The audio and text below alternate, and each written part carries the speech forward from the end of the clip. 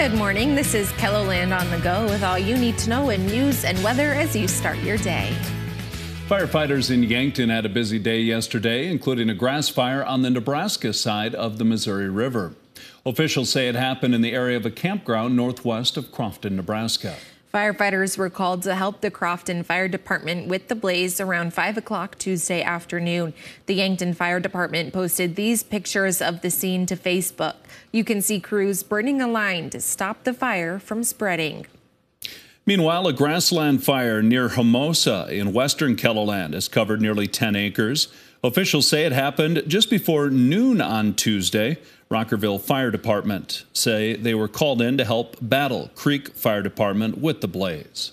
But in Cherry County, Nebraska, a grass fire has covered at least 400 acres so far. An evacuation order for people in Kilgore has been lifted. If you don't live in the community, you are asked to stay away and out of the way of emergency workers. The cause of both fires is under investigation. It'll be 10 years in prison on sex charges for former legislative candidate Joel Koskan. Court documents filed last November said there was probable cause that Koskan committed rape, aggravated incest, and sexual contact with a child under 16. Tuesday morning, he pleaded guilty to 2 alternate charges of incest for acts committed at the family's home in Millette County. His victim addressed the court saying she had been concerned about what her coming forward would do to his life. They said, quote, "What he did to me is going to stay with me the rest of my life, too." You can read the full events with this story on KELOLAND.com.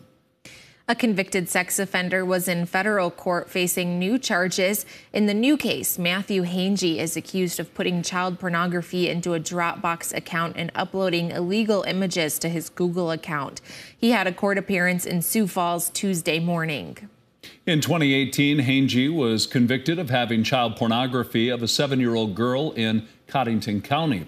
The Department of Corrections website lists him as an active inmate. Well, now let's get a check of our weather with meteorologist Scott Monk. Good morning, Scott. Another warm day. Another warm, downright hot day, record-setting for parts of southeastern KELOLAND this afternoon. 80s and 90s are in the forecast. Temperatures will be cooler than what we had yesterday, western, central, and for northern KELOLAND. High of 60 today in Mobridge, 51 in Aberdeen, but we have 90 going in Sioux Falls, 79 in Chamberlain, and 68 in Rapid City. More details on your forecast with Brian coming up. Thank you, Scott. Gymnastics in the Sioux Falls School District budget continues to be a part of the conversation yesterday at school board meetings. One meeting was a budget work session, the other the regular meeting. School board members had a lot of questions, including the participation decline in gymnastics. This year, 44 students from 10 schools, 6 middle schools and 4 high schools, were involved in gymnastics across the district. Those questions were answered by administrators, and some gymnastics backers came out to speak in front of the board. These are never easy decisions, whether it's staffing or closing a school or eliminating a program or doing that gleaning process.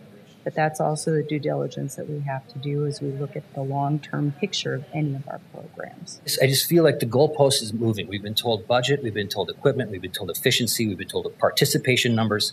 It feels like there's a solution looking for problems at this point. Like, we are here to help whatever problem you have, and we will work with you guys. The Sioux Falls School District currently has a total of 16 female sports and 12 male sports. According to a school district representative, they say the board plans to tentatively adopt the budget April 24th with final adoption on July 10th. The fourth and final opportunity for public input on South Dakota's proposed changes to K-12 standards for social studies is set for next Monday. The State Board of Education Standards will hold the hearing at the Pierre Ramkota Convention Center starting at 9 a.m. Central. The board's president told KELOLAND News he expects the 7-member panel will vote on the 2 proposals later that day. Written comments must be submitted to the DOE by this Friday to be considered. The Sanford International has unveiled this year's Sanford Children's Hospital ambassador, 15-year-old Landon Kaiser. The Nebraska native was hurt in a UTV crash nearly 2 years ago, and there were questions if he'd ever walk again. Today, he's back on his feet and travels to Sioux Falls once a week for physical therapy and strength training. You know, Kyle pushes me, gets me to what I need to be, gets me to become a better athlete, gets me to just be a better person in general, and it's what I like. It's good here. He's beating a lot of odds that, initially we didn't think he was going to be able to beat, and exceeding them in most cases. Kaiser will represent the Children's Hospital at Sanford International events, including the tournament, which takes place September 11th through the 17th at Minnehaha Country Club in Sioux Falls. That's a look at some of our top stories. Now let's get one last look at your weather with meteorologist Brian Karstens. Brian? Okay, mild day today. Those 60s to start the morning in southeast Ketherland. We'll replace that with 80s and maybe a couple of low 90s or near that mark around Sioux Falls and Yankton.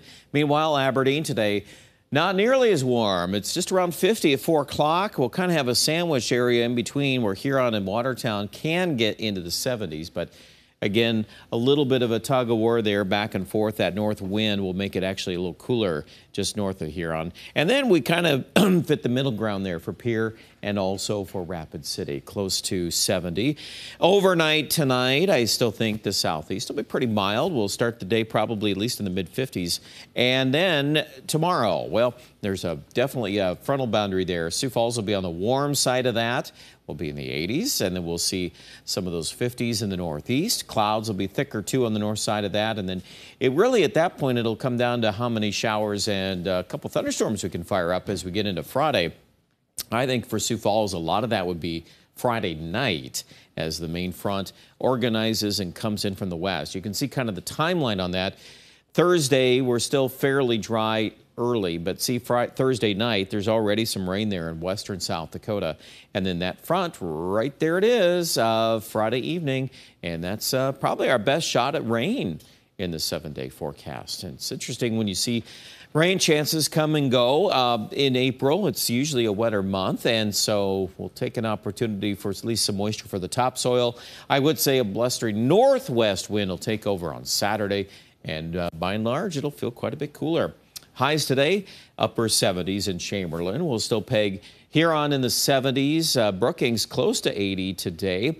The numbers tonight will bottom out into the 40s in the central. Sioux Falls, mid-50s. And then tomorrow, well, that's another warm day, isn't it? Mid-80s, Sioux Falls to Yankton.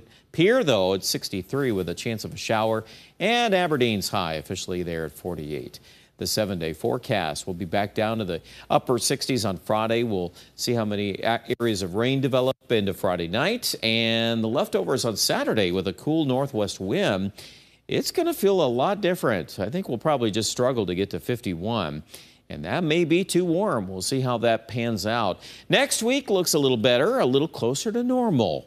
Low 60s. I know normal is kind of a moving target this time of year. We just get one extreme or the other. Aberdeen, mid-40s to kick off the weekend. There's some showers in there. And also, don't forget about a few snowflakes tossed in for good measure. And Pierre probably also ending with some lighter showers on early Saturday. It looks good, though, early next week, low 60s. And Rapid City, also a very nice start to next week. We'll get some 60-degree weather, but do keep in mind some showers Friday, Saturday. Check out more details with your forecast online at ketherland.com.